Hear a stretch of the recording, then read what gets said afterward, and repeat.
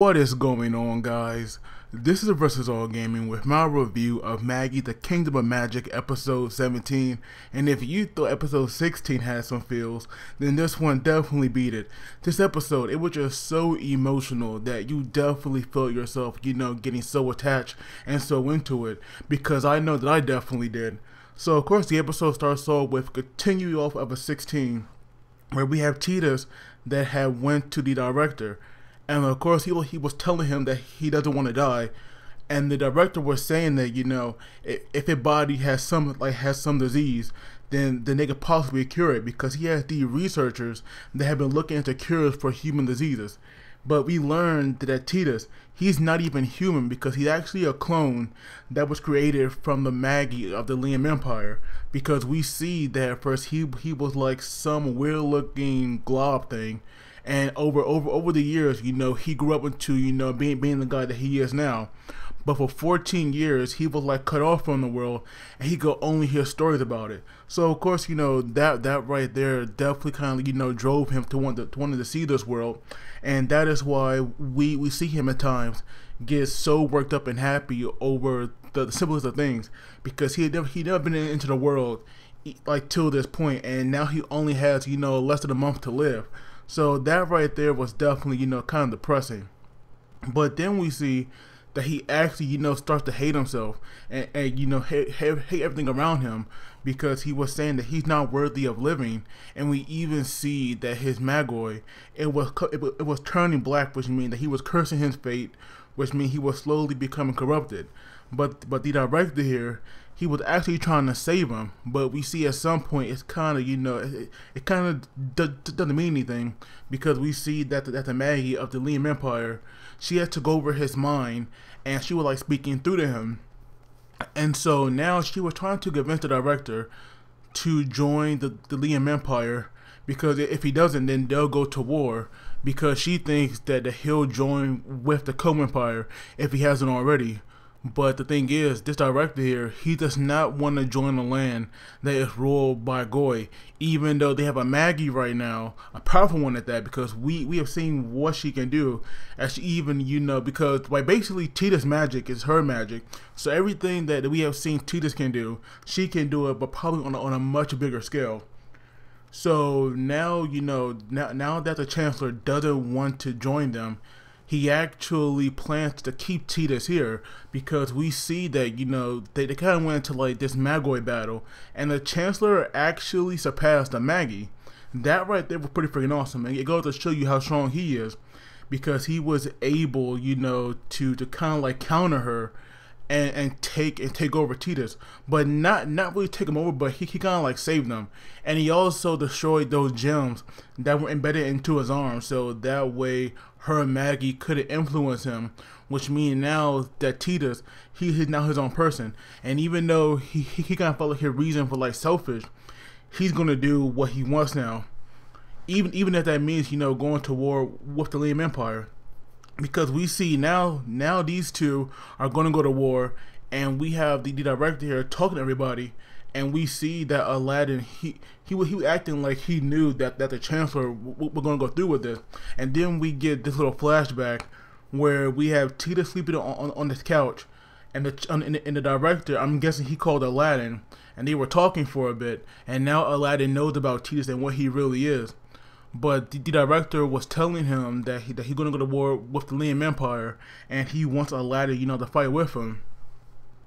But we actually, we have Aladdin asking him two important questions. Like, one, if he's working with Al-Thamen, and how did he learn to make these dark dojins? And so we learned that a major villain from the first season, Yunon, not really sure how to say his name. I believe it was like Euthanan, something like that. But we all know who that guy is. He was like a major villain in the first season. He actually came to this country 12 years ago, and him and the director, they worked very closely together, as they made these dark dojins, the dark metal vessels. I believe they were like something else, but these two were like definitely working together.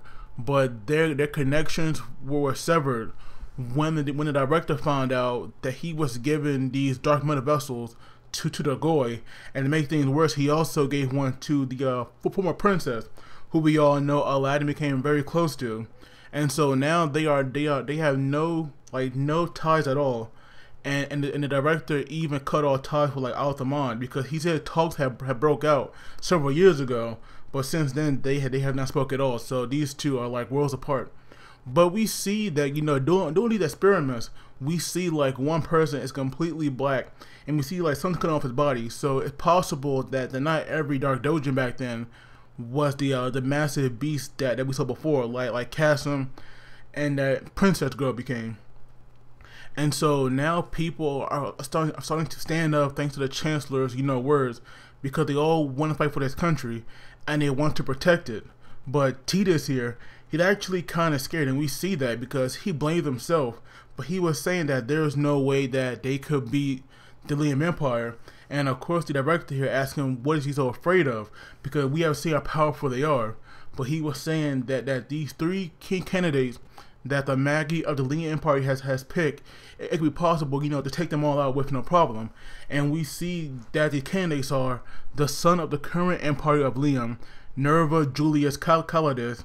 We have the Laem Empire Supreme Commander Ignitus Alexius, and then we have the beast himself, the captain of the finalist corps, Mu Alexis. And we just see all of these finalists, standing behind them, and that right there is pretty freaking awesome. I'm glad to see that the finalists are going to have a moment of shine, because so far we have not seen that many, because we all know about their past. But we see that the other two key candidates, they aren't too fond of the finalists, because we see that they were even talking bad about them. But then we have this like huge guy who has like a scar around his mouth that the kind of show missing. We see that he easily intimidates this guy. So one of the candidates are definitely a coward. But Mu here, he actually went around the world and got all of these finalists and brought them together. And we learned that he has a sister as well. And this girl is gorgeous.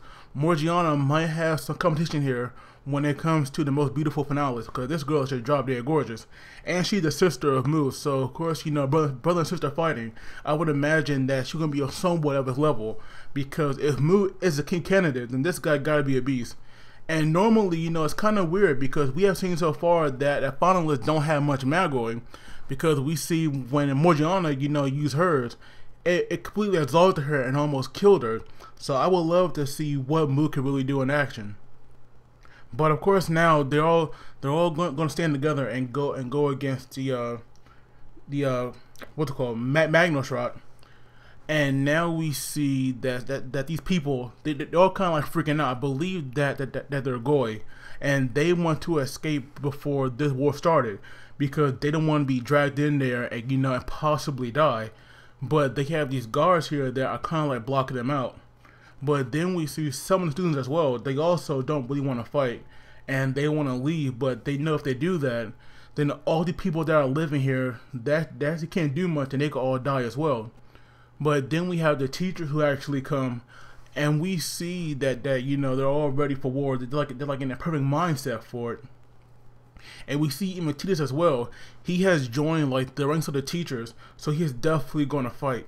And we see Aladdin who kind of like questioning him at one point, and then Titus got the wrong idea, like Aladdin despised him, because we see that he gets so angry that he pushed Aladdin back, and we just see that everything kind of like get into him, because Aladdin was asking him, can he really fight the Laem Empire, or much worse, the Magi of it.